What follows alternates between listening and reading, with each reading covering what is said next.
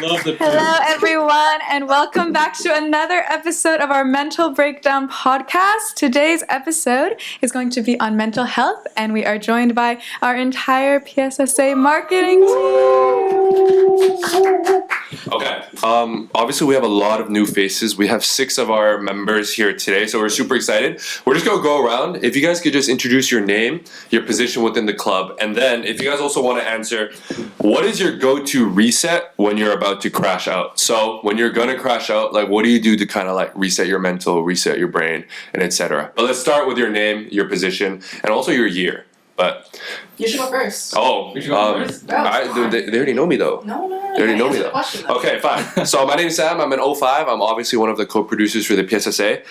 My go-to reset, I'm not gonna lie, is I just listen to music, but like not like peaceful music like people might think. I listen to like angry music like Gunna or some Young Thug, and just like because then they be like matching my wavelength. Because sometimes I'll be on like some like demon timing, and I just like, you know what, I need someone to like understand what I'm feeling, and then they like understand it and they're like rapping it to me. Gunna gets you. Gunna gets me. So yeah, I just listen to music. We'll go this way, and then Rachel, our VP marketing, could start, but you can use that mic. Oh yeah. I got you. Hi guys, my name is Rachel. I'm the VP marketing. Wait, were we doing? You said 05, bro. So am I supposed to do my birth year? Like birth year?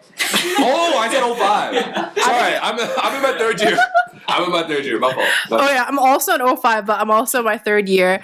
And I would say my go-to reset is like sending my friends like 5-minute voice messages. Like sometimes you just really gotta vent. 5-minute voice message. That's crazy. You wouldn't listen to it? Hell no. Yo, this guy's getting fired. For 5 minutes. This guy's getting fired. This guy's getting fired. Okay, who would listen to my 5-minute voice messages? Raise your hand. Grace is fired, bro. I'll summarize it. Yo, disagree, bro. Okay, whatever. But yeah, it's my favorite way to reset, I would say. Okay, go ahead. My name is Justin. I'm in my 4th year. I major in political science, and I am the creative content director with Mick. And yeah, my favorite way to chill out when I'm about to crash out is perhaps cooking or baking. What do you like to cook? I was just gonna. Something like slow cooked or with a pressure cooker. That's so lazy. But yeah. Okay. You gotta hear me out. You gotta hear me out. All right. When you're trying to chill out, you're not trying to cook a 5-minute steak. You know what I mean? Fair. Like even if it's A5 Wagyu, it does not matter. It's 5 minutes, bro. You're trying to cook something for like, you know, like You like it mooey. yeah, but you want it like you want like a 3-4 hour, you know, like a But you're not boil. doing anything though. That's the problem. You know, you're watching the fire, and that's therapeutic, I think. That's important. All right, bro. Yeah. Whatever floats your boat. You guys are too mean to Justin, man. So I think cooking chicken strips in the air fryer is technically cooking. I'm not gonna lie. I might have that at home. Okay, my name is Philip. I'm in my 3rd year. I am also majoring in political science. Fun fact about myself. Oh wait, no, we're not doing fun facts. Sorry. You got. I want you to. I'm gonna chuck in a fun fact. Fun fact. I work as a barista at a climbing gym. Woo! You guys swing by Fridays, Saturdays, and Sundays at Progression Climbing Gym. You guys see me working there? No. You guys have to pay full price. What I like to do when I like feeling really stressed or I'm about to crash out, I kind of just like look into the wall for a little bit, and I just like settle myself down. Or like I like go on a run or something. But like usually like if I'm like I don't know. So you either stare at a wall or. Yeah, it's like one or two. Like I'll turn around, I'll just like look. I'll just like, man. I'm sorry. I'll like shoot. Yourself. Right, no. That's the wall right there. That's the wall. Okay, I'll be like. Yeah, I just zone out against. If I'm like on my bed, like I'll turn against the wall. Bro, we're about to clip that. Yeah. Hey guys, we all cope in different ways. We cope in different ways, man. We cope in different ways. Yeah. Oh my goodness. Move on. Yeah, we've trashed everyone's mental health techniques.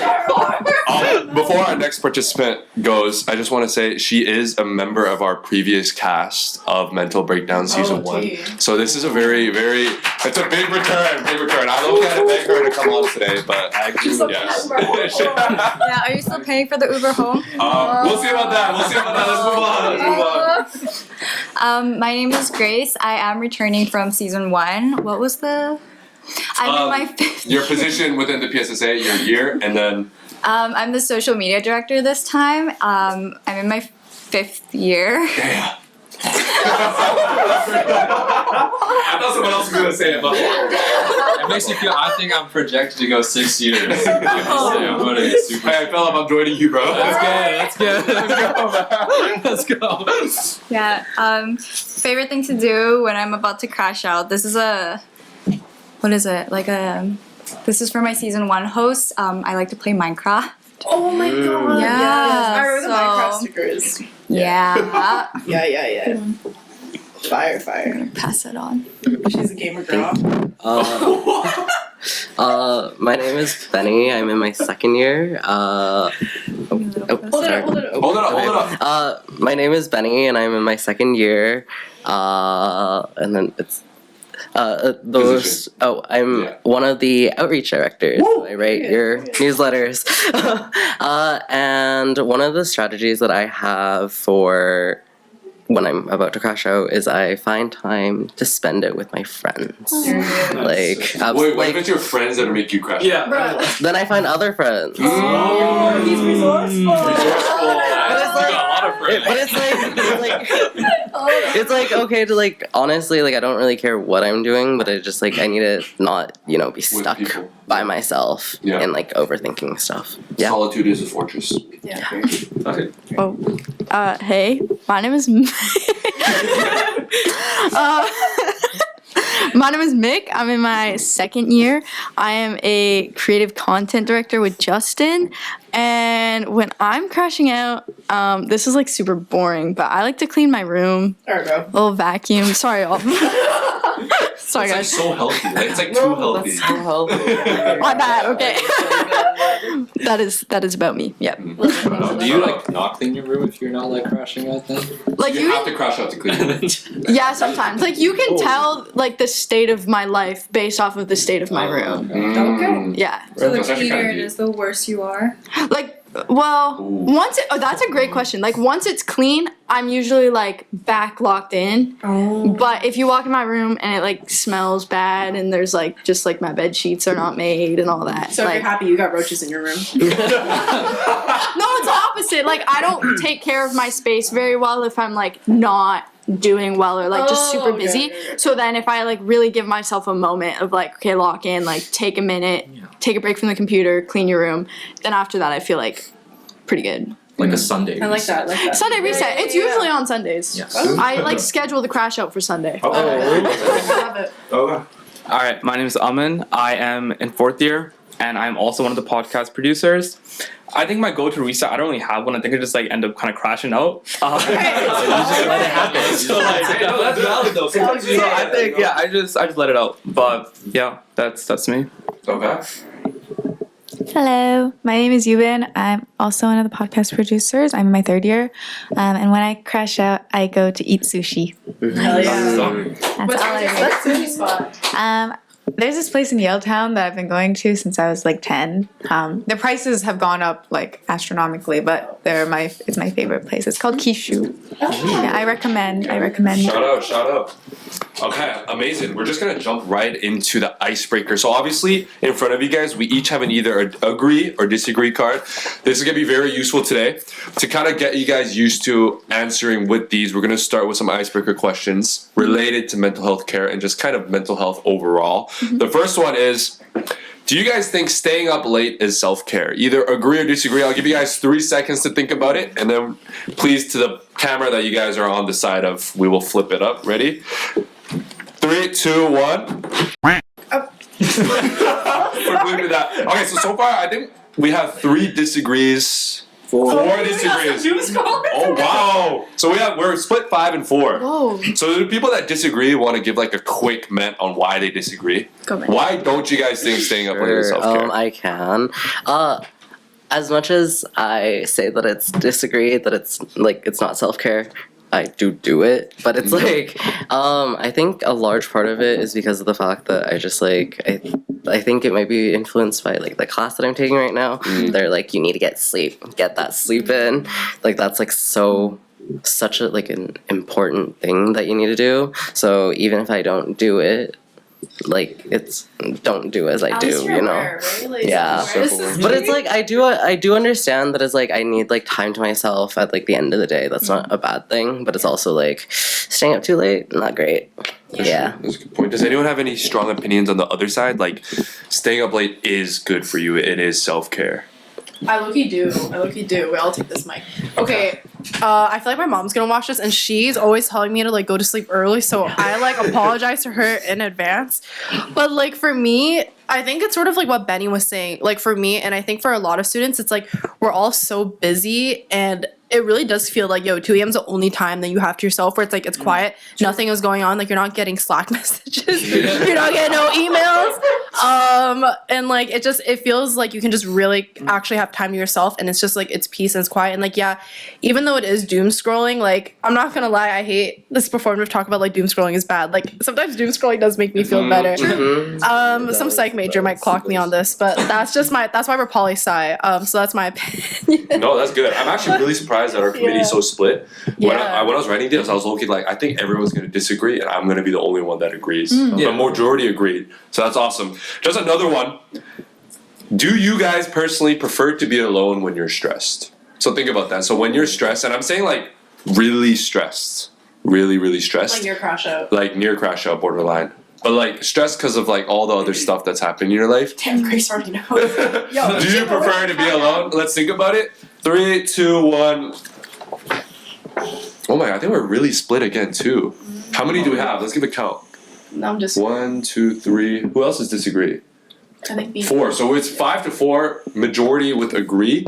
Does anyone have any strong thoughts about this? Why you think you should be alone when you're stressed? I think Grace, you flipped it up first immediately. So I think you should start us off. As someone who's currently working on a team and gets stressed very easily, I do not want to be around people. Unfortunately, I don't have that option because I don't have an office. I just have a cubicle.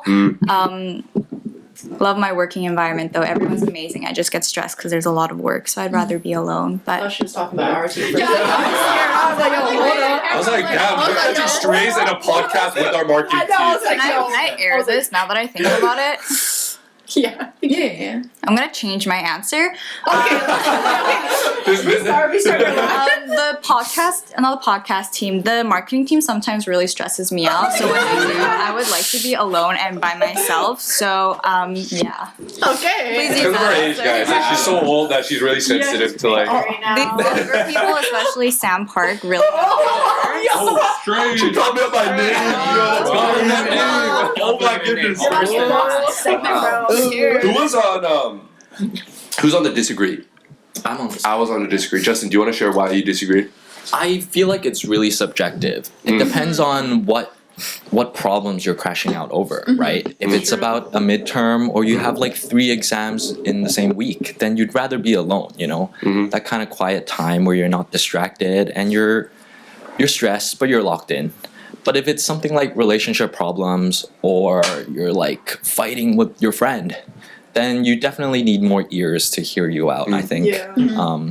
But yeah, I think what's important is that even if you want to be alone, you're still letting someone, your friend or family know that, you know, what you're facing, just so, you know, you're checked in and you could have your own alone time, but, you know, people that care about you know that you're still fine, you know. Balance is good. For you, Justin, word for word, bar for bar, I agree with you. I think humans are social beings. We're humans. We're not turtles. So like when things bleep hits the fan, like I think our first innate response is kind of like to curl up and be like, let me just thug it out on my own. I think now we've all experienced life enough to be like, there's some things where you can't thug it out alone as much as you want to. Like my ego, my pride, selfishly is like, I got this. Like I'm gonna do it. It's impossible. So I agree with you. Like sometimes, especially when it's kind of like the external stuff, when you're dealing with relationship problems or issues that are like, wow, like no matter how much you think about it, there is no solution. Sometimes even just having someone to yap to has that much more. Sorry, it sounds like I'm just like pooping on Grace, but like Grace is like Grace's scenario is completely different, but like for that. I mean, on the idea of like human nature, I think what it is that other people want you to know that they could also face the same issues, you know?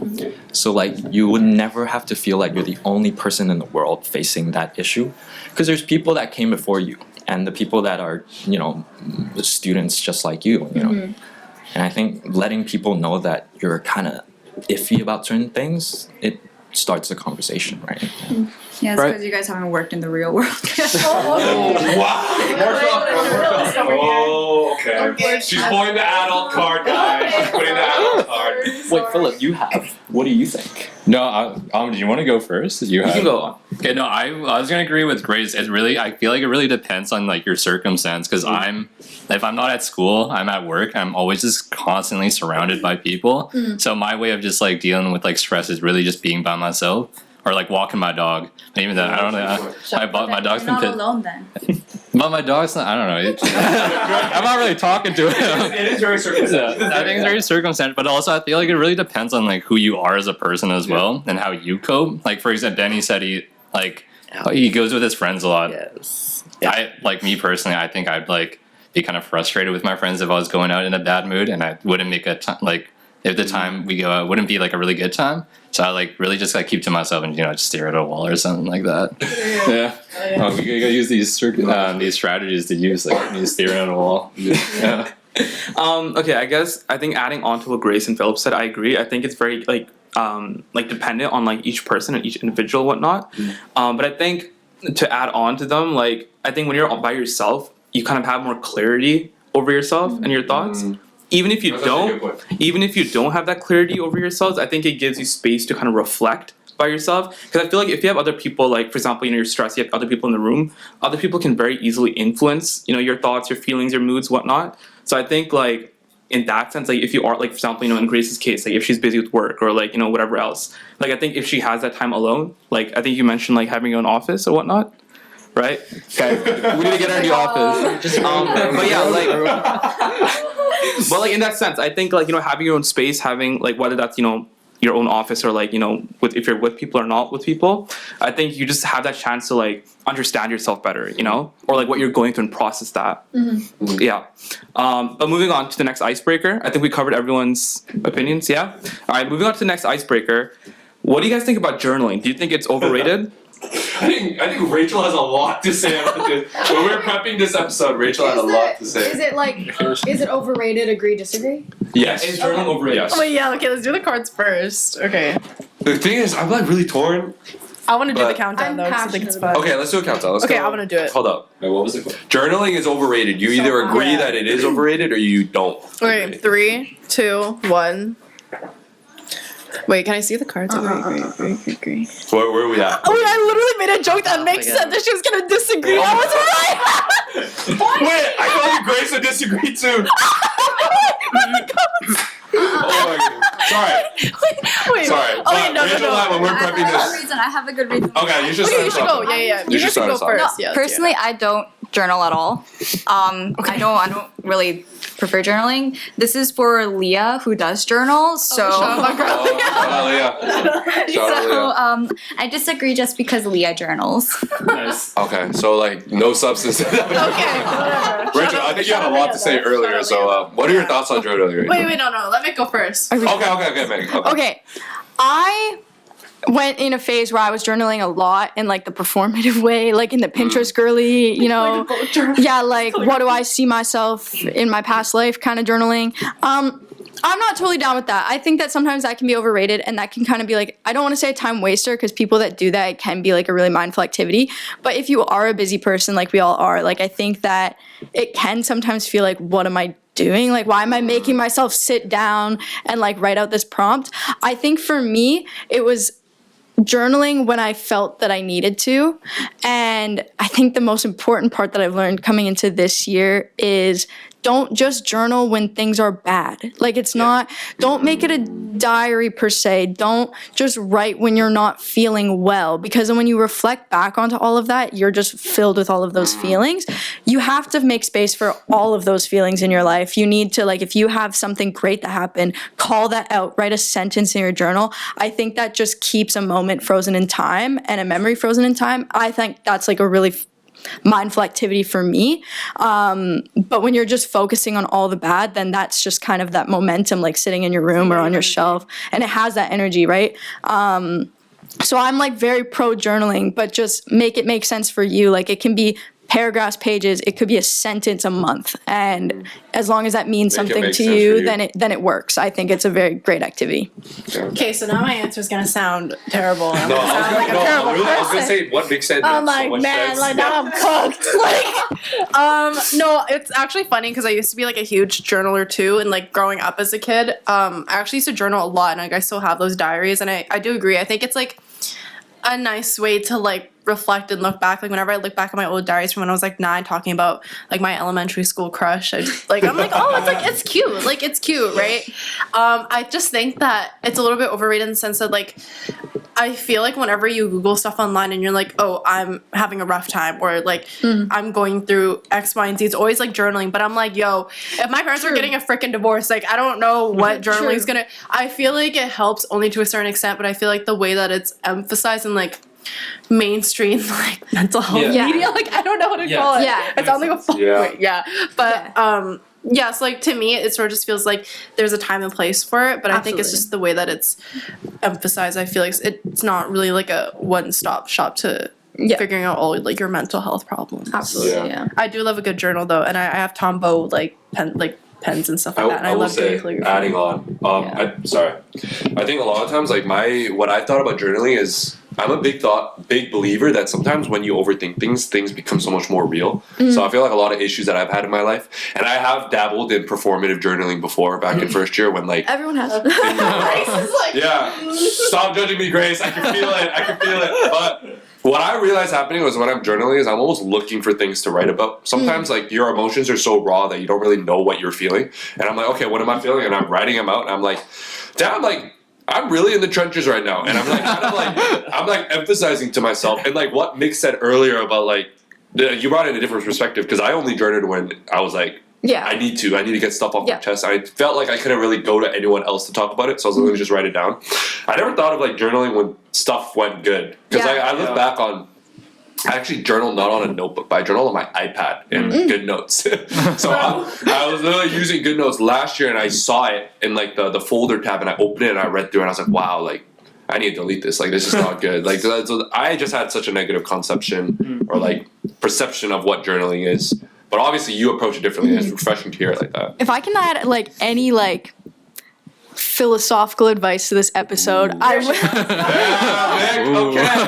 will say, like for me, my perspective on journaling changed so much for that reason. And I think that a lesson that everyone needs to learn, and I'm still learning obviously, is I think now that we're all getting older and we're all like smart people and we're all self-aware, we're so aware of like who we are as people, and we're so like good at being like, you know, that's my fault, that's something that I have to work on, that's something I don't love about myself, but it's okay. And that's great that you can recognize those things, but I feel like in our day-to-day we never really stop to think, I really like that I did that today. I really like that I approached the situation that way. So I think when you take journaling from both sides, you're not just becoming self-aware of like what's going on and what needs to be fixed or improved. You're really focusing on like the good in you, and I think it just totally changes your perspective and like changes how you feel in a day-to-day. So if you can make space for like those happy thoughts, I think that's a game changer for sure.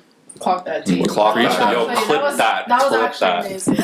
Wait, I want to add on. Shout out Mick. Shout out Mick. Wait, Bill wants to say something. No, I want to. Let's go. No, I want to like add on to that. No, I think it's like a really good way to like I think journaling is a good way to be more honest to yourself. I feel like like I know myself, I'm not really honest to myself sometimes. I know it's kind of weird. You're like, how can you be dishonest to your own self? But when you're like really writing it out, you can kind of like externalize your feelings almost too. Especially when you don't really have someone to talk to you about these feelings. It's a really nice way to just like write it down. You just gotta get it over with, you know?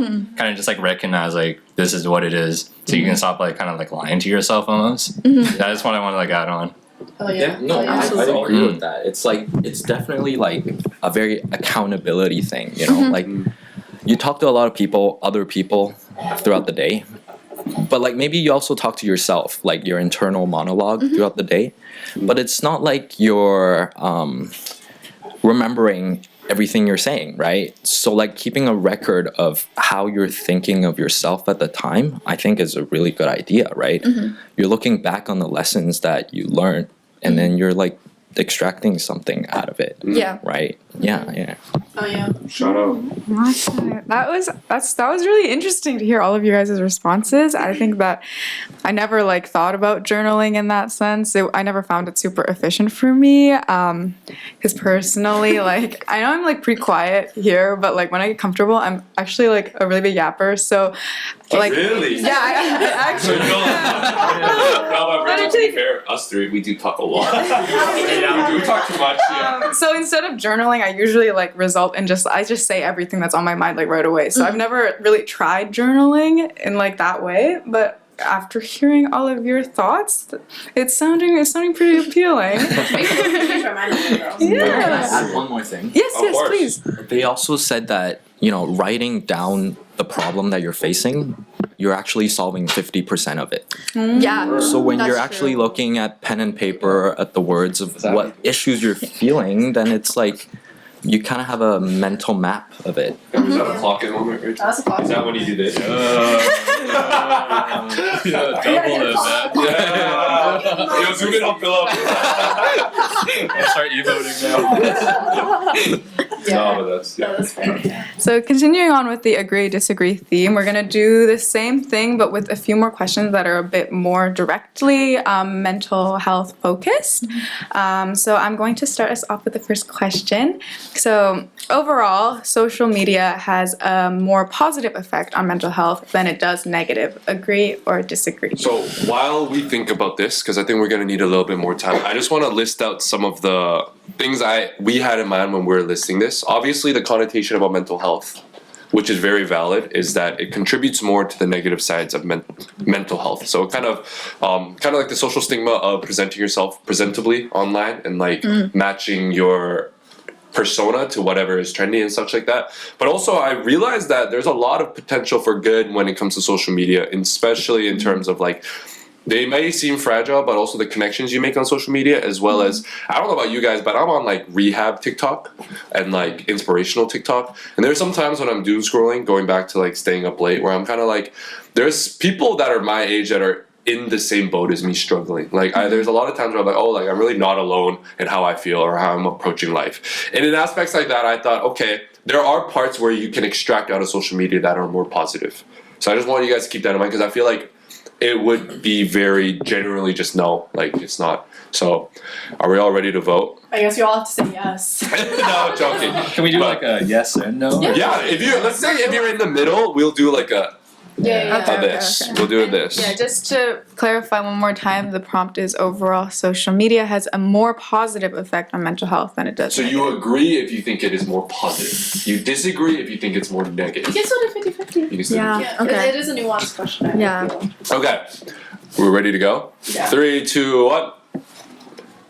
How do we do 50-50? Like we just Like literally go like this. Just keep Let's just like everyone just say where their stance is, because it's a little confusing, because I'm seeing the back of your guys' Middle. papers. Yeah. Middle. Middle? Agree. Middle. I disagreed, even though I gave that. Bro. I'm in the middle, bro. No, because No. I disagree, but I also had to give you guys like That's so fair. of what is the Yeah, yeah. positive. But I disagree too. yeah, Completely disagree. kind of to contradict myself, and then I guess I'll start us off, is like, as much as I do see the positives, I think that first part I said about, especially not maybe for us, maybe since we're more adulty and we've kind of come into ourselves and our identity a little more.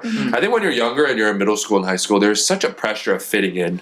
And I think social media contributes so much to that. And this idea of you're not able to form your own authentic identity because you're so busy taking and extracting from other people that you deem cool. And then you end up with a very fragmented sense of yourself. And then coming out of high school, when you go into university, you go out into the real world, and you kind of are free from all these chains that are kind of tackling you. You're kind of like, oh, like, what do I actually like? Like, who actually am I? And I think I went through that when I came out of high school. And for that reason, I do think social media contributes more negatively to mental health, just because of how much it, like, I remember in middle school, like Snapchat and Instagram, and like you had to like post a certain type of way. I don't know, like in 6th grade for us, like everyone posted with like their hands like this, and like shout out you, to you had to wear like you had to wear like a lifeguard hoodie with like superstars and like leggings if you were a girl, and if you were a guy, you had to wear a Nike League socks with a Nike League backpack Oh, yes, with like anti-social social club Yeah. hoodies and stuff like that, right? And that's what was deemed cool back then. And if you didn't fit in with that, you were not, right? And I think that's so damaging to a young kid and what that means or what that is to the development of a child, especially when they're coming into themselves. But that's where I stand on it. But yeah.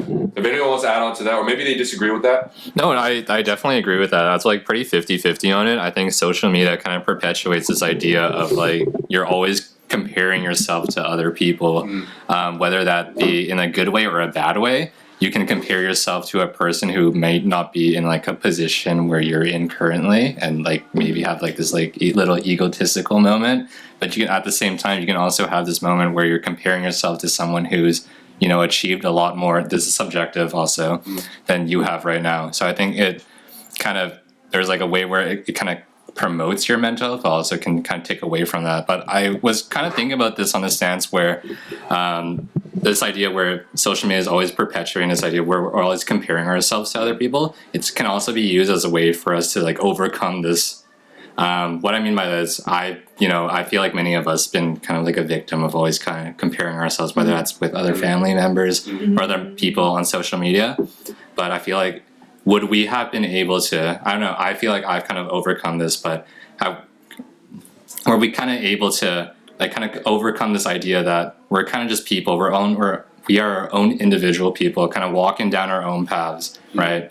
Were we able to like come to this idea without the presence of social media and with just like comparing ourselves to like family and friends alone? I feel like this extra presence of like so many different like personalities online was able, or at least for me, this like just the amount of people that I'm like seeing, I was able to like kind of come with this idea that like I'm my own person, I'm walking down my own path. It is what it is. Well, I'll figure it out eventually. Something like that. Yo, this guy's cooking, bro. Can Can I add in something though? I feel like on that idea of like comparing, I feel like what modern day the algorithm does is to tell you that you'll always find someone that could represent you. Even if you're very unique, very special, someone will be in that niche, and so they'll always speak for you, and it just feels very suffocating that you never get like your own voice, you know? Right. Sorry, Phil, I just want to ask you were in between, right? I was like kind of in between. Okay. So that's where like, I guess that's like where like my positive side came from. Like I was able to kind of overcome this like feeling of always being like comparing myself to other people with the presence of social media. I feel like because social media was always like showing me these like very, in my opinion, successful people, and it was constant, you know, I'm like always seeing it. With that, I was able to kind of just like eventually at one point it just kind of just clicked. I'm like, hey, these people are kind of doing their own thing. They will also see other people that are successful more than themselves, and we're all kind of just people. We're all our individual people, kind of just walking down our own lives, you know. Whether that meaning of success is, it's different for everyone, you know, and we'll all have our moment to eventually shine eventually, but in my eyes, like we're all shining right now, right? Amen, brother. We're all shining right now. Yo, Phil, so don't be looking down on yourself, man. Don't be, yeah. Oh, clock that. Okay, clock that. Am I clocking myself or are we clocking with me? I also wanted to quickly add, I think this kind of ties back into what Mick said earlier regarding journalism, but I think with social media, because I was on the disagree side, I think with social media, it's the most prominent example of how negativity will always outweigh positivity, in my opinion. So, sorry. So because of that, I think also because I come from a country, well, like Sam and you would also understand, we come from a country where suicidal rates are extremely high because of a lot of negativity that is perpetuated typically on social media. Like a lot of celebrities undergo a lot of like hate, and because of that, they choose kind of like to, I guess, escape. So because of that kind of thing, I think social media will always do more harm than good, simply because of what Sam said, what Philip said, and what Mick said earlier about journalism. I just kind of wanted to bring back what Mick said. So. I think kind of adding on to what has already been like said so well, I think social media is really funny, to be honest, because it's like funny in the sense that it's very weird. Funny. Like it can like it's really like it goes as far as being like a flip side of like things, right? Like for example, you can be on one platform and be consuming content that's like like hopecore or whatever, right? Like you're motivated, you're like be encouraged to like go out there, put yourself out there, do whatever you want, right? and like achieve your goals. But then like you can switch platforms, you can like come across something completely different, right? That like kind of just like I think like personally for me, like sometimes like if I'm like going from platform to platform, if I view something that's like completely different and like maybe more negative, let's say, it like low-key completely changes my mindset and it makes me focus more on the negatives, right? So I think it kind of comes back to that like saying of like like in part like you are what you consume, right? Because that kind of like forms your thoughts, right? Like that kind of forms like the way you think and the way you approach things. So yeah, that's what I would say. So I think it's a very much like a 50-50 thing, but I think you just need to like know yourself. You know what I mean? Know yourself. Know yourself and know yourself and know your worth. Shout out Drake. Oh, okay. Hold up. Hold up. Bar. All right, now we have to display a picture of our God. Drake. That's crazy. Does anyone on the agree side have anything? I they were do thinking so actually. far? Yeah, well, I'm not gonna lie. I think everyone had really good takes, especially like I think when Sam was mentioning sort of how like I think for most. I won't say for most, but I think for some adults, because we sort of do have like a good idea of who we are as people, and I think because we've been through experiences, we sort of know who we are as people, and I don't think that we're as easily swayed anymore and influenced by like the negative side of social media, even though I think we still can be. But then I think Grace brought up really good points about how like I think social media still was really negative. So I originally said agree, but now I'm in the middle. But the reason why I said agree originally was just because I felt like I don't know if this is good, honestly. I might be like outing myself, but I was on social media since like I was really young, like at a very young age. And for me, like that's sort of where I found like communities of people that I was able to sort of like go to and like talk about my struggles. Like I know this is gonna sound so cringe, like I swear I'm not that cringe anymore, but I was like a huge K-pop stan and I was on like stan Twitter. Grace is like, it's a terrible Grace agrees with you. She Terrible. We're out there. All right. My BTS bias is Namjoon, but anyways. No, but I just I do think like Stan Twitter is not the best place to be, but I was really lucky where I found like a solid group of friends that I could like confide in, especially with like a lot of feelings that I was scared about coming to like my friends in real life about. I know I sound like geeked out right now, but like that's the truth. I think it's really hard to like sit down. Stop laughing. I think it's really hard to like sit down in front of like your friends or your family, like people that like in person that like you have to see the next day. Where it's like you're talking about like family issues and stuff like that. And I think it can be really hard. Whereas like these are people that like I'd FaceTime and like we talk, like we have like these shared interests that we discovered through social media, and it's like where we connected. Again, I'm not on Stan Twitter anymore, so Rachel, you don't need to hide it. Let's own it. Let's be proud. Like, I swear I'm not, but like that was like a place where I could confide in. But I think Grace's point actually really changed my mind, because I do think that like if you do take that example of like K-pop stan Twitter, it was a very toxic place, and it still is, even for like those idols that are being talked about in the community. Like that's what drives suicide in like the K-pop idol community or whatever, and like that's what drives people to be insecure about their looks, and like why plastic surgery is so common in like these industries, not even just in Korea but in everywhere. So I do want to highlight your sense of like your idea of community. I was like thinking back while you were saying that, I was just like, I think without social media, I might be speaking in like exaggerations and hyperboles, but like really, like I think a lot of the friendships I would have formed wouldn't be as strong without social media. Like genuinely, like when I look back on it, like I know Snapchat had just like I like think back. I really laugh because I think Snapchat is so funny, especially back then. And like, silly place. but like I just think back on like the Instagram group chats I had in middle school and high school, and I think about all like the funny things that social back to Ahmed when he was bringing back about the funny things. That's true. It's not just like your in-person. It's not just like your in-person friends, right? I think it just depends on what you extract from it. I think if you choose to extract the positives, you can definitely view it in a negative light, or sorry, positive light. But I also agree with Grace. Like, there's some things you can't overshadow in terms of what it does realistically. But See, I actually want to like point out something on that point. Like, as somebody who, like, I don't really love to interact with other people, like strangers on the internet. Like, every single person that you like see that I follow on Instagram, I know them in person. Yeah. Like, I genuinely like I've like met them. I've like tried to know them and like things like that, which I know is quite healthy to do. But it's like, I think for me, like, I would never find a community in that sense that you have found, and like the communities that I found are always in person. And like, I think, like Sam said, it really does, like, social media helps you like interact with them better, because it's like, oh, I have this random idea that I came up with. Okay, I'm gonna text my friends. Oh, do y'all want to do this? Y'all want to hang out? Whatever. Like, we can be a lot more spontaneous and stuff like that. So like, it helps with that aspect. But I very much still am like, I don't think that social media is a great place to be. It still is very negative.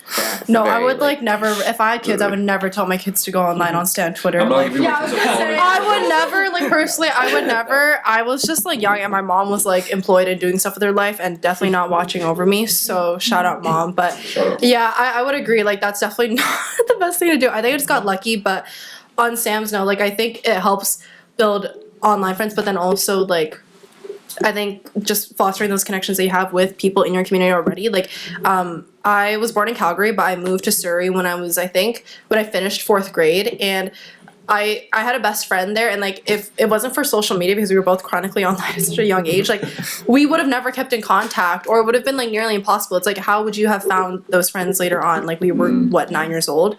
So I do agree. I think there's definitely pros and cons. I think I just lucked out in terms of my situation. Yeah, we're learning a lot about Rachel today, guys. Wait till you guys find out I was on Discord. Hold up. Wait, I have a hypothesis. Yo, wait. So like, from like hearing hypothesis. hearing what Rachel said, and you know, Benny's experience, like, while you were on K-pop stan Twitter, this was like what, 2016? 2018. 2024. Yeah. 2025. Last week. Term one. But yeah, with like not being able to like connect with an online community, I feel like that's more of a very modern thing. I'm thinking like, since COVID, it seems like, you know how like a lot of animals, they find that in their evolution, their final form, they evolve into like a crab or something, right? Like crustaceans, okay? They end up becoming crustaceans because that's the most survival, like, beneficial for evolution. And I find that it's the same thing happening with social media. Everything turns into like a slop algorithm, AI slop algorithm. You know, like, Instagram used to be where you share intimate moments with your friends. Now it's just reposts from TikTok. And so the idea of social media as like a force that brings everyone together is no longer there, because all of our algorithms are specially designed for your individual consumption. It's not us, you know what I mean? We're all on Instagram, but we're not on the same Instagram. Yeah. AI doesn't help either, I would say. Like, we've heard of like the dead internet theory, right? Where it's like, everything we're consuming is just AI slop. So I think it is harder to find like a true community when you don't, like, honestly, user 1000 just like an artificial intelligence bot. Like, I don't know, but I do agree. I think sort of like the landscape of internet has changed over time.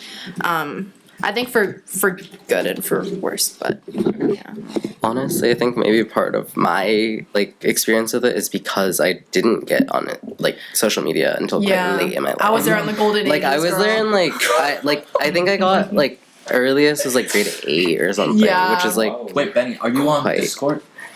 I use Discord with like my like friends throughout COVID. Okay. But like not I did too, though. not for stranger communities. Yeah, but like games and video calls. And but like only with my friends. It's again, it's like, it was still always like the people that I know. Like, that's the type of social media. That's all that I've used it for. So that's why it's like, I don't like. I know like Discord has a lot of like, oh, like strangers that you can meet on the internet. I ain't doing that. I ain't doing all that. I agree. For sure. I mean, yeah, like Sam said, you can definitely always argue both sides. There are a lot of negative effects of social media that are very present and very easy to see.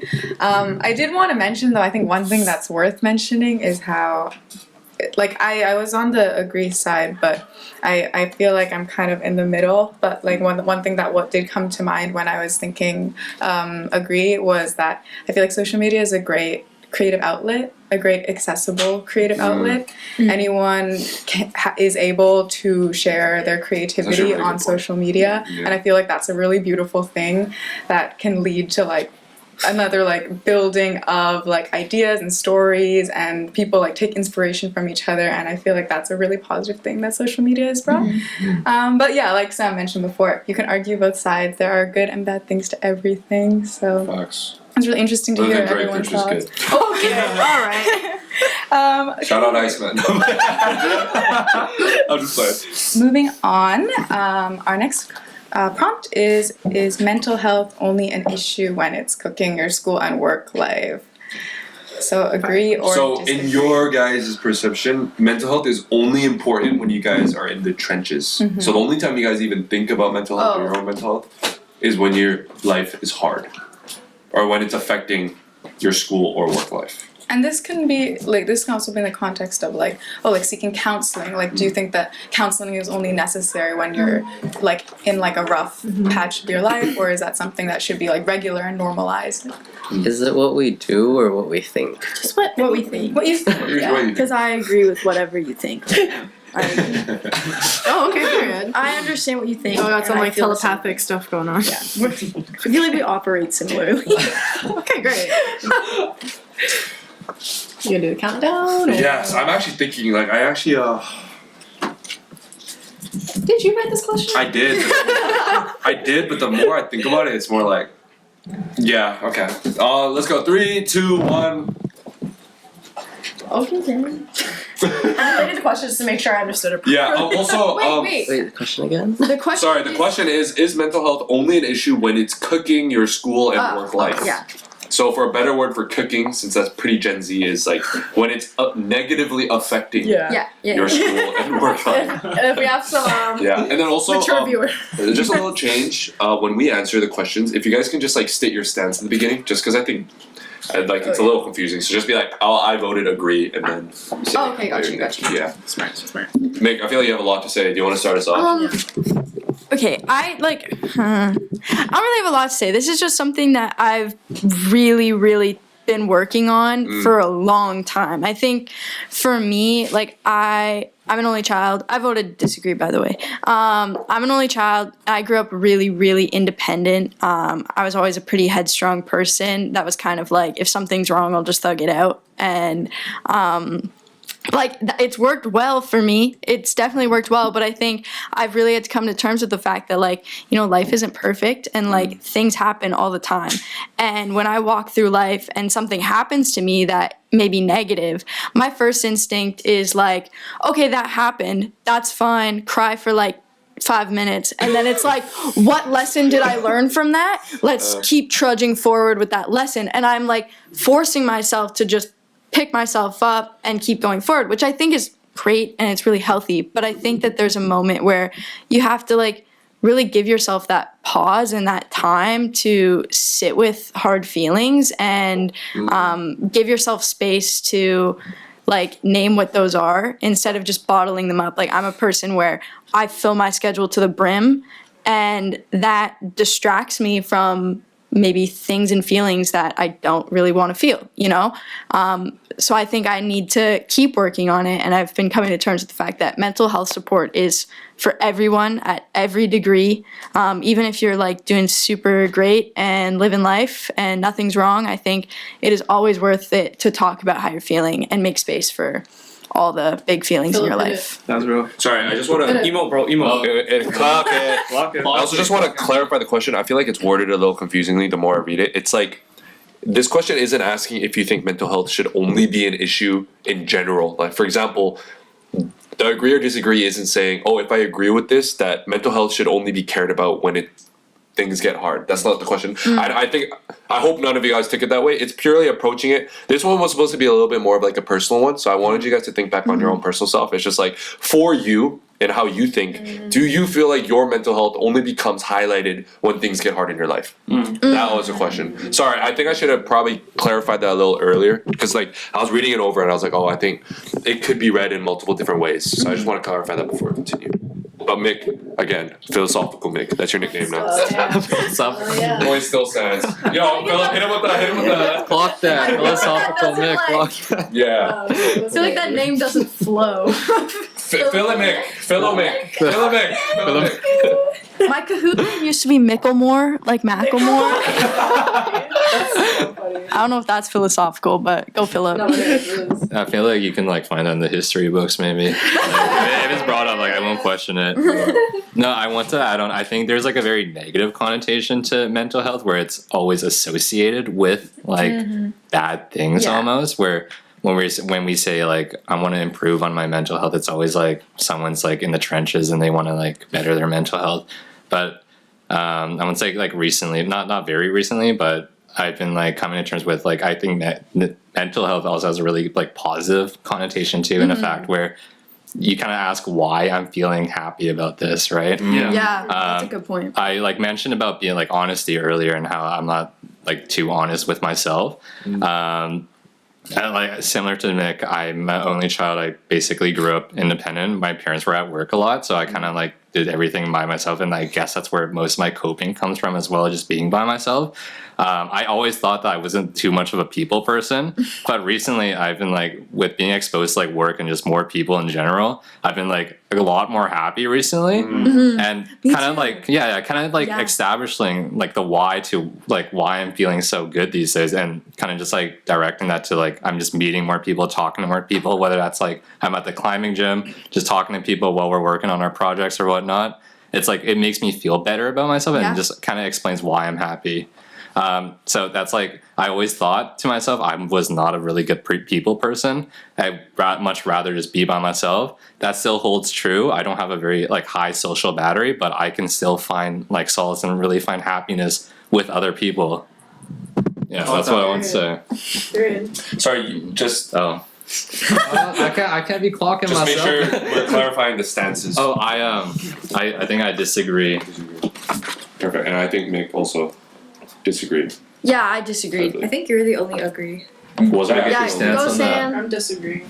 Wait, were you? Oh, but I was you're disagree. Yeah. Oh, really? Okay, so I approach it for me. I feel like then again, going back to like the phrasing of the question, for me, it's only an issue when I feel like I'm going through the trenches. I think growing up, I don't want to talk too much about masculinity because I feel like that should be another entire podcast topic. But my conception of masculinity growing up in an extremely conservative Korean Christian household was like, there is no space for mental health. And the idea of mental health itself is kind of non-existent. And I had to grapple a lot with that growing up of like, to put it lightly, it was just kind of like thug it out. Like there's some things that are just like, as a man, you just have to do it. And you don't have another option to. And I had to come to terms with kind of swallowing that. It became a big part of my ego and my pride of like, you know, I just have to, as a man, as a Korean man, I have to. Seeing my older brother do it, seeing my dad do it, I have to. So I realized when I was writing this question, as well as when I'm reading it, it's like really mental health is only highlighted in my head when I'm like really struggling. Yeah. It's kind of like, I also don't want to bring religion into this, but for me personally, when I struggle with my faith, I feel like the only time I'm looking toward my faith is if my life is getting hard. And I feel like that's something I've been struggling with for so long. Like I think what you bring up, Mick, of back to again the journaling question at the very beginning, but also just like highlighting the parts where it's good. Like mental health isn't just, it's not like physical health where it's like, oh, I only go to a hospital when I'm feeling sick. Like it's not like that, right? Like there's a lot of things to be gained from acknowledging I'm at a better place now than I was 6 months ago. That's such a good analogy. And there's there's so much to be gained from acknowledging that you're doing better. Yeah. And there's so much to be gained from sorry, y'all make me crack up. But there's so much to be gained from looking at the positive. And I know that's so corny and I know that's so cliche of like, oh, look at the bright side, look at the end of the tunnel, there's a light, look at it positively. But like this question really like I want it to be disagree for me, but I also have to be real, and it is unfortunately for me, it only becomes an issue when I'm struggling. But I don't want it to be. I want it to be like when I'm doing good and I don't have any of these negative thoughts in my head and be like, you know what? Let me approach mental health. Like, look where I'm at now. Like, it's such a big thing when I'm struggling. Why can't it be a big thing when I'm doing good? And approach it at a very even level. Yeah. But that's kind of where I stood on it. Yeah. So fair. Yeah. Yeah. I think it's really funny you brought up the big threes, like being Korean, Christian, and conservative. Like, I thought it was hilarious. Like, because like for me, it's basically that, but just like Vietnamese. Yeah. So like, yeah, I sort of feel where you're coming from. And I think for me, like, I think I interpret the question a little bit differently. I put disagree mainly because I feel like when I am like cooked in school and like clubs and work, like I actually don't think about my mental health at all. So I was thinking about it just personally, like, how I think. I agree with what everyone's been saying. Like, it is really important to like prioritize your mental health outside of like school and work, and I have been trying to do that. But I think it's like, and I think a lot of people would relate. It's like when we like, I think at university especially, like we have like the sense of like grind culture. Like we're cracking Red Bulls every 3 hours, and like we're staying up or we're trying to get everything done. And it's like this hustle culture that I think really does impact how we see mental health and how it's sort of like pushed aside when, you know, you have like 50 deadlines coming up or it's exam season. And that's probably why I'm getting sick every exam season. But like, yeah, because mental health is physical health, guys. True. But yeah, I don't know. I think it shouldn't only just be like an issue when it comes to school and work life, but I think inevitably just sort of how things are structured in university, like it sort of does sometimes just come to that, and it's sort of sad. I don't know. Yeah. I don't know. Can I say something? No. No. If I'm talking like personal experience, I have pretty bad anxiety. And so the thing that I've noticed with my anxiety is that there's no escape. Like, it doesn't just come when there's something bad happening in my life. Like, it's something that is like a daily issue. Like, with every interaction I have, like it can potentially trigger my anxiety. And I think this is like the same for a lot of people as well. So I believe that mental health should always be like prioritized and seen as like, well, quote unquote an issue, because for a lot of people it's not like something that you can like escape. Like, some people are always going to be dealing with like certain things, and it's not really in their control to like just like, if it's not like school and work where it's like, oh, like I'm feeling kind of sick, so I'm gonna skip my class today. But like with mental health, like just because you skip class doesn't like get rid of your anxiety, you know? Yeah. Good point. So I'm on the disagree side. Yeah, I want to add on, we brought up like culture a lot, and I think like a lot of our mental health issues on the negative connotation side, where we're associating kind of like work and life with our mental health, where like, let's say we do bad on a midterm, we're like, damn, I just did bad on that midterm, I don't know how I'm gonna feel about that. I feel like that's like really reinforced by like the way we grew up and the values that we've been like kind of given. I feel like when I was growing up, there was a lot of emphasis on like doing well in school, and this is totally justified, as my parents weren't the most well off when they were in Vietnam, and they would just want what's best for me, right? And that's just one, finding a good job, whether that's just something that's paying really well or just finding something that's very stable. Stability is like what they like. So they always ask me, they're like, what do you want to do in the future? And I can't really like find an answer to give them per se. Yeah, sure. I can tell them Prime Minister, but let's be realistic here. I think they know that too. That's not happening. But I want to say like recently, I've been like kind of admiring people who've kind of like been able to take a step in their own, like they kind of like make their own decision of what they kind of want to do. That's not like kind of reinforced by this idea of like it's like what's been like, I don't know, like kind of grew up with, and like this idea of like you got to go down this career path, find a stable job, high paying. I like really admire people that kind of step out this boundary, take that risk, knowing that hey, maybe my mental health will be jeopardized because of this. But to be fair, your mental health was being jeopardized in the first place because you're associating every like bad thing with like this like hustle culture that I don't know. Like I kind of grew up with this. You got to work really hard. Yes. But yeah, so I was just gonna say I like just really admire people who were able to kind of put their foot out there, just kind of do whatever they want to do, just knowing that there is a risk to that, but kind of also just prioritizing their mental health and kind of just coping with it, just knowing that it'll just be okay in the end. That like F it, we ball mentality. F it, we ball. We'll figure it out eventually. Yeah. I actually think it's sort of interesting that you bring that up because I actually feel like, sort of relating it to the last question, I feel like the social media aspect of like my life sort of actually emphasized that like culture more for me.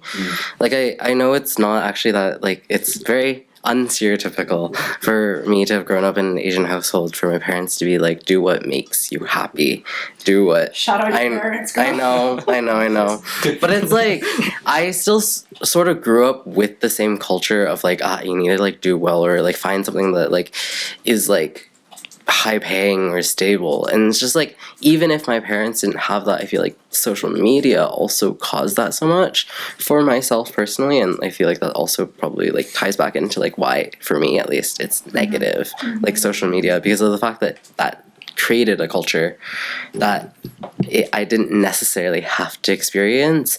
I mean, it's very easily experienced, like, and like very much could have. And like if you like, I don't know, even like talk to like I think like my parents' friends, and like whenever they're like, oh, what are your kids doing, it's like still very much dependent on that kind of thing. But I think like social media accentuated that for me, which sort of I think sucks. Can I say something controversial? Let's hear it. So my stance was that I also don't really think about mental health unless I get to a point where I feel really negative. And of course, you know, the nuance here is that I think mental health is really important and it could really make or break someone, you know. But it seems to me that this kind of stigmatization, it not only goes both ways, where you're like stigmatizing people for having bad mental health, but it's like in a way where we're almost overprotective or we want to over babysit someone. So a personal experience was I signed up for this lab thing at the UBC psychology lab, whatever. They had this research that involved an MRI scan and stuff, and so they had to vet you beforehand. So they were asking questions about your mental health, and one of the questions was, if you ever experience thoughts of self-harm, a lack of self-confidence, or you know, something related to that. And I seriously answered that question very seriously. And I thought to myself, you know, like there's no way anybody, you know, never experienced this before. Just the thought of it, you know. Yeah. And so I like affirmed on that.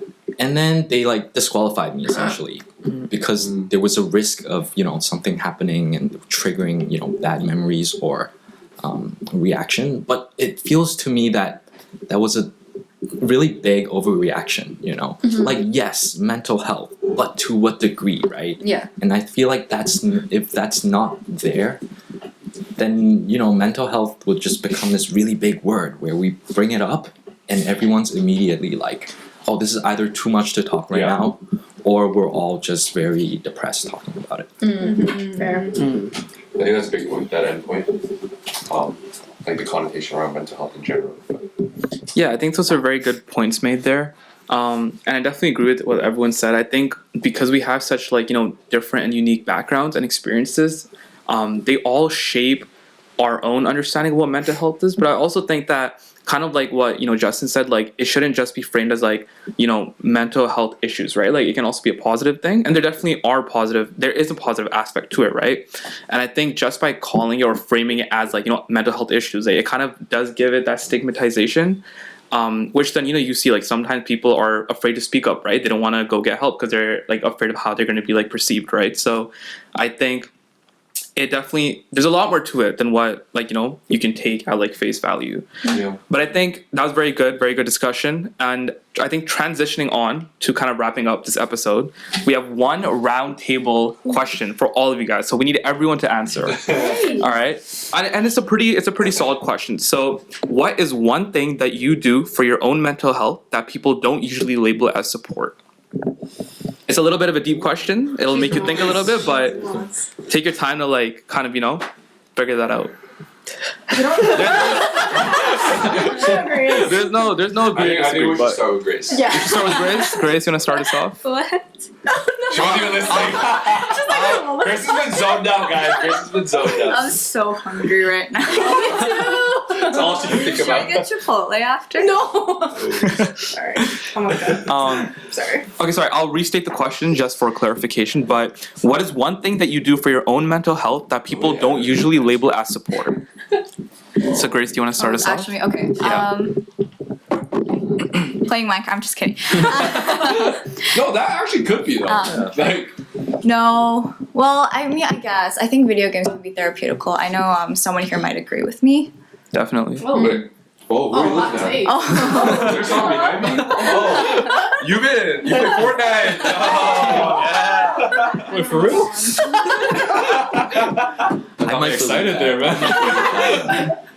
I think I don't know. This might fall under the category of doing something you like to kind of I guess relieve. Snowboarding. Valid. Okay. I think snowboarding might be a very therapeutical thing for myself, especially as of recent. But I don't know. I don't really think people kind of go on to podcasts or like kind of like list snowboarding or like very dangerous activities Just be as like things you love to do. Minecraft. Snowboarding? Minecraft, snowboarding. Perfect. Just do things you love. I don't like Sam today. Okay. Never likes me. Not a day goes by. I honestly forgot the question. So Okay, great. snowboarding. I'm so hungry No, right it's now. okay. I It's can't okay. think. Honestly, maybe. I know I do recognize that this comes from a place of male privilege, but to go on like a random walk outside at night and enjoy the stars. Valid. Like, it's very fortunate for us to be here in Vancouver at UBC and like in like, you know, if we want to get into it, like, you know, the Musqueam territories and stuff like that, where the air is so clean, and when, like, you know, if there aren't clouds in the sky, like I remember like a couple days ago, like, or like last week, we had so much fog, and then the following day after we didn't have any fog, and I actually went home like quite late, and I just like walked back and I was like looking at the sky, and it was just like you could see all the individual little stars.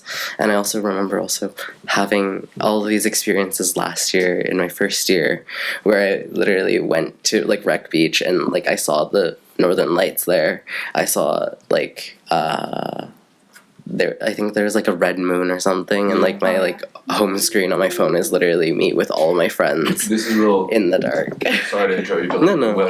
when you ever look at the stars, especially when you're like going through something, like, do you ever feel like, yeah, I think my problems are pretty minuscule compared to like what this.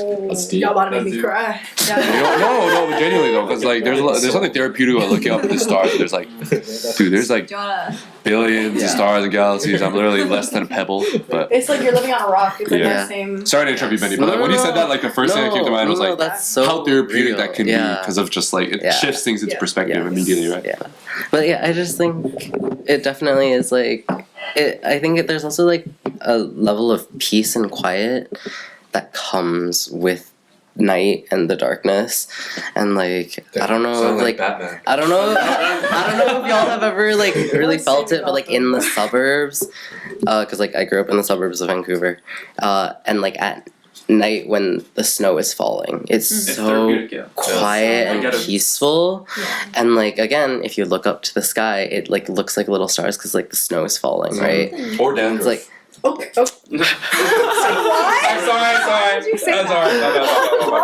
I just ruined the vibe. but yeah, I think it's like it's such a vibe, and like I feel like that's so nice, and it's also such a great escape from, you know, like being in the city and being like on that like constant drive and working, and like that we like have been talking about this entire podcast about like keep on working and like. But like Sam said, we're so small in the entire scope of the entire world. So, you know, look at the stars, enjoy it, breathe in the fresh air. It's all great for your brain. Yeah. Wait, is it this finger? Is it this or is it? I have no idea. I think it's this. I low-key have just been doing something. Okay. It's like you're using chopstick. I think it's this. Is it? Someone, expert gotta let me It's know. like this. Shut up. Is my turn? Yes. Yeah, go ahead. Okay. I know this like totally sounds like support to some people, but I know like in university, especially like moving away from your hometown or something like I did, some people forget to do this, but I call my mom every single day, and shout out to my mom because she watches all these podcasts more than I do. And like, I don't know, she really makes sense of all my ups and downs and really puts me on a path, like reminds me that like I'm capable of anything, and she like really shows me what hard work and family means. So really appreciate that. That's like my like Oh, that's so sweet. serenity in my day for sure. And then this one's also like really rare because a lot of people do the whole New Year's resolution, say no more. I say yes to things. That's like my support, is because I think it's so easy for me to be studying and somebody wants to do something and I'm like, no, I can't. But when I say yes to things and I go out and I do it, I just find it's so worth it. And that work, it gets caught up. Like it happens. And I think it's worth it to say yes sometimes. Yep. Word. Okay, one thing that I do for my own mental health, I don't really know if like, I don't know how many other people do this. I know like maybe a handful, but I make music, you know, for my mental health. Plug it. Let's plug it. What's the name? Edit the song. We do a watch party. Only on August He 2nd. gives us a performance right now. He gives us a performance. But yeah, no, I mean, I do that. I make music, and I think for me, like, you know, for some people, journaling, you know, is like a pretty good outlet. For some people, talking to their friends is a good outlet, or being alone is a good outlet. As someone that's like done all those things, you know, being by myself, talking to people, journaling every day for a year, like, you know, I found that like music works for me, right? And it just serves as an outlet for me to like, you know, get my like feelings out, thoughts out, you know, process them and whatnot, and actually create something with it. And that then it's just like a cathartic like process, you know. I think it just makes things come full circle for me.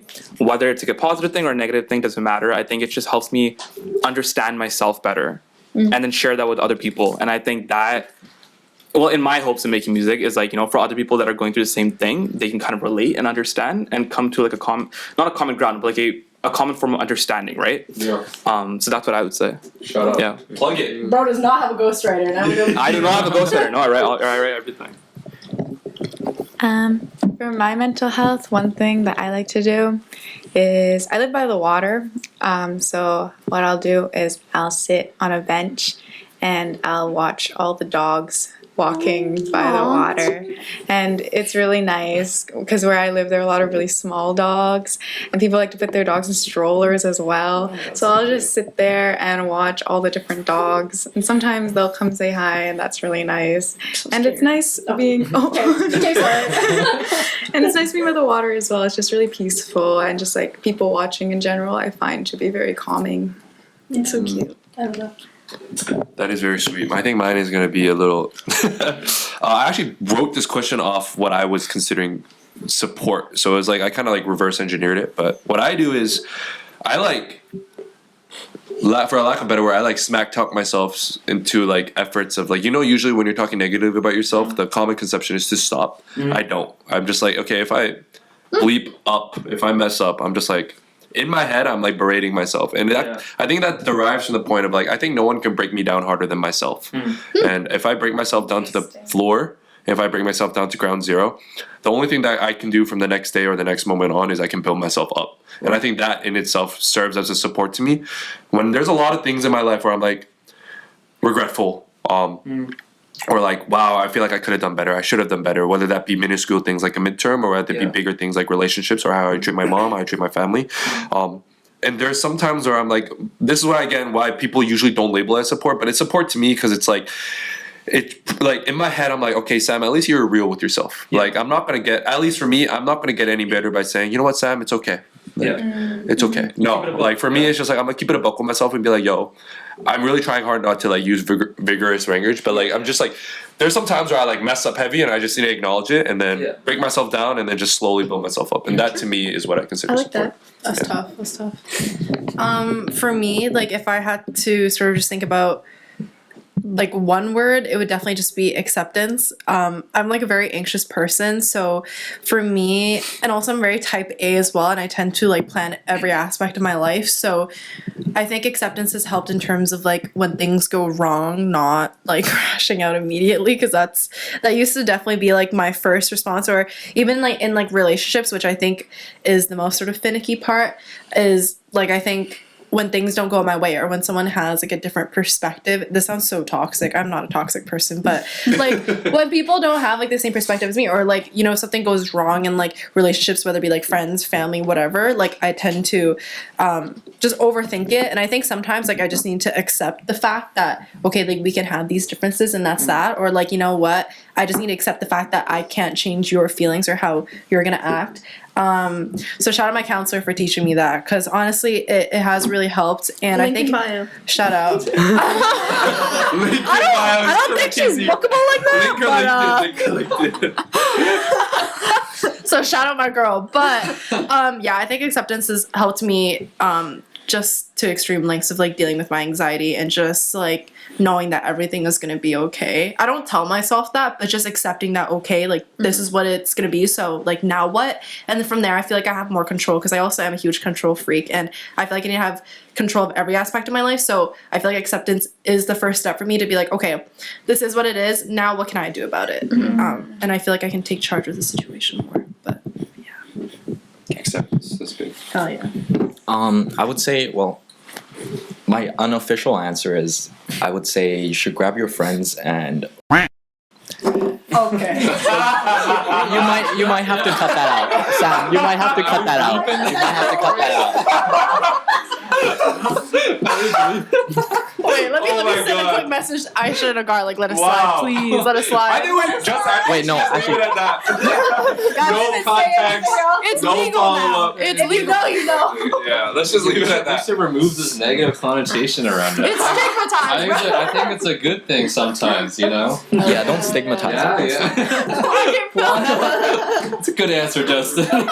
Dude, that was not what I was expecting. Okay, wait. That actually killed me. That's exactly what I was Can I still give my second answer? Of course. Well, my second answer was going to be I like going on a lot of bike rides, and sometimes when I'm like stressed or I don't have the same, you know, confidence to see other people, I want to be alone. Exposure therapy helps. So I'll go on a bike ride and I'll make it my goal to like say hi to 10 people, even just waving at them. That's Oh, wow. so sweet. What the Or like, you know, like I hate you. Like, I'm like, yo, get up my way. But yeah, it just feels great when the other person, you know, high fives you when you're crossing each other, and it's just, you know, like That's so cute. That is actually very One time, me and my boyfriend, we like weren't having the best day. Like, I don't know, we were both just like not having our best moments. And we went out to dinner and we walked the streets like in Kitsilano and we put music and we just danced down the sidewalks and high-fived every person. And it was like the most wonderful. It was the most wonderful moment ever. So I get you. I get you for sure. Like, yo, what? Get this link ass. Get this link ass These Asian are off the street, bro. Oh, this guy's a public threat, bro. Sorry, I thought someone. Sorry. I thought someone was going to. I was like, yo, hold up. Yeah, I actually like. I really like everyone's answer. I think they're like really nice. I think like something similar along the lines. But I'm like, I usually just go on. I used to do this. I don't run anymore too much, but I used to just go on like a really long run, and whatever issue I'm having, it kind of just fades away. And all I'm thinking about is like, wow, I am so far from home. I don't want to run back. Yeah, no, I was okay. Philip, you can't be real, bro. No, I'm like, okay, I had like a half marathon that I kind of signed up for, and I kind of forgot about it, and I did not train for it whatsoever. So it was like 2 weeks prior to it. I was running like a long run. This was like around this time. It was really cold. The water was getting really icy. I was at Trout Lake. I was doing like many laps around there. I was around like 13 kilometers in. I was thinking to myself, I'm like, it's really cold. I'm really tired. How am I gonna get home right now? And I feel like every issue kind of just fades, and all I'm thinking about is like, point actually. No, that is actually like. That's very true. yeah, it kind of just boils. Really good point. Yeah, it kind of just boils down to like, okay, this kind of sounds kind of wrong, but like whatever issue I have, I'm like, am I gonna die from it? No, Yeah. I think it will be okay. True. Yeah, so in that moment, Things into perspective. yeah, in that moment, I was kind of like, who should I call to send me home? So I ended up calling my mom. She like picked me up. Oh, like you actually got picked up. Yeah, I literally got picked up. No, he wasn't joking. No, I was not. I could pull up my Strava right now. I did not make it home. All of a sudden he's like 100 It was like a circle, and then usually if you do run back home, there's like another route that takes you back to where you started. It kind of just ended off right there. 'Cause I got. I'm gonna keep it up. I got driven home. Okay, I did not finish my run. I got driven home. Yeah. So it all really boils down to like. Shout out mom though. Yeah, shout out mom for real. Moms of the For real, PSA. she was having dinner. It was like 8 o'clock, and I'm like, she Yo, gets why on my a- son calling me right now? yeah, she gets a phone. out in the middle of nowhere? Phone comes around. I was like, hey mom, can you actually pick me up from the community center? I'm really cold and I'm tired.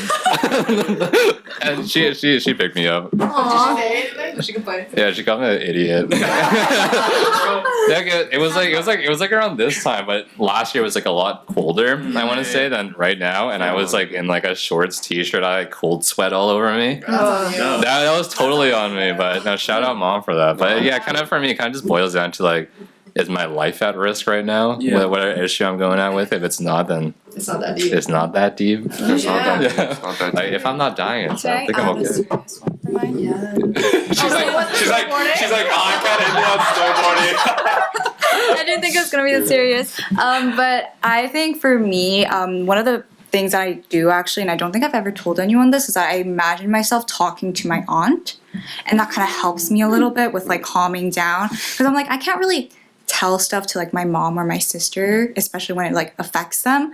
But I'm like, I can just like imagine myself talking to my aunt, and then I'm like, oh, like it feels a little bit better because I think I told someone, but then I'm like, I didn't actually, because she's not gonna know what I told her either. So I'm like, I was just talking to her in my head. It was like, but it feels weird imagining my mom or my sister, because I can understand their reaction. Like I would know how they would react, and it wouldn't be what I want. So Okay. but my aunt would react in a way that would be like more soothing and more helpful. So I'm like, I think that just kind of helps me a little bit more. I don't know if that's supportive. Is that like borderline schizophrenic? No, it's like healthy gaslighting. Is it borderline I think that's- yeah. schizophrenic? But like, guys. but like I've been doing that a lot recently, so I'm not weird. So in the future, it's gonna be like, oh, we should have seen the signs. I don't like, like I'm not schizophrenic. Should I be saying that on a mental? Thanks for Probably clarifying. not. Yeah, I'm not. We'll bleep it out with the Drake lyrics. I'm not. I hear the voices. Just to wrap us up, I know we've gone a little over schedule, but I think I just want to let's start. Can we just get a round of applause? Like, I think I can speak on behalf of the kind of the co-producers, Amin, Yubin, and I. Like we were very stressed heading into this because obviously we are all looking at our laptops, but we're looking at kind of like a rough outline of how this episode would look, and it's very different from our other episodes because there is no script. Like there's just prompts, questions, and for me, I. Really anxious because our other episodes, like we scripted into the word almost. It's like, okay, we're going transition now. This is a transition sentence. Who's doing it? This is the next segment. We didn't have that here. We actually had a lot more questions, but like we had such great conversations on three of the ones we talked about. And I just want to thank each and every one of you guys from the bottom of my heart. Rachel has been with us for like 4 hours today helping us. Shout out her. Justin, Philip, Grace, Benny, Nick, all of you guys volunteered your time. Come out here, record a podcast with us. I think we learned a lot about each other. I think we were actually able to have some meaningful conversation, which I think is the entire point of our Mental Breakdown podcast, is to encourage political discourse, but also just encourage discourse in general within our clubmates. And I was like, I think I learned a lot about y'all. I learned a lot about myself. I think I learned a lot from whatever Mick and Philip said in particular, because y'all are looking philosophical. Yeah. But before I wrap us up, Amin, Yuna, do you guys have any other last words to say? That was a good nap. Yeah, I just want to say again, like, thank you everyone for like joining us today. I don't want to make it emotional. That was actually. No, yeah, for sure. I don't want to be performative either. It's just like what I was feeling. Sam, let me just get that out. we all know it. Let me just get that out the way. Like my friends are gonna be watching this. They're gonna watch it and be like, Sam, like you're so performative. Bro. Like, you weren't feeling that, and I'm telling you, I was. No, so, you like, guys are right. Y'all are hated. I know for a fact. real No one's you, gonna bet they're gonna say that. I guarantee you. No, but like to add on to what Sam said, I think if he didn't already mention it, like I think we managed to have a pretty like solid discussion today, and I think the best thing about this was like just being able to go into like the different like again backgrounds that people come with, right? And most importantly, the different perspectives that people come with, because I think like so many times we're like focused on ourselves and our own way of thinking that like I think we fail to consider the other person, which as well is another important aspect of mental health.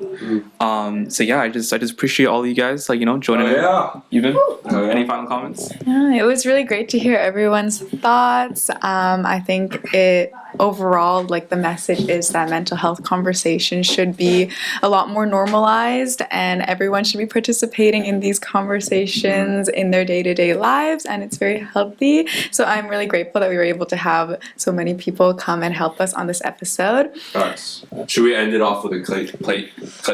Okay. Whew, let me try that again. It's been a long day. Let's end it off with a slate clap, and then we will get out of here. Oh, But yeah. 3, 2, 1. Congrats, guys. We actually that was amazing.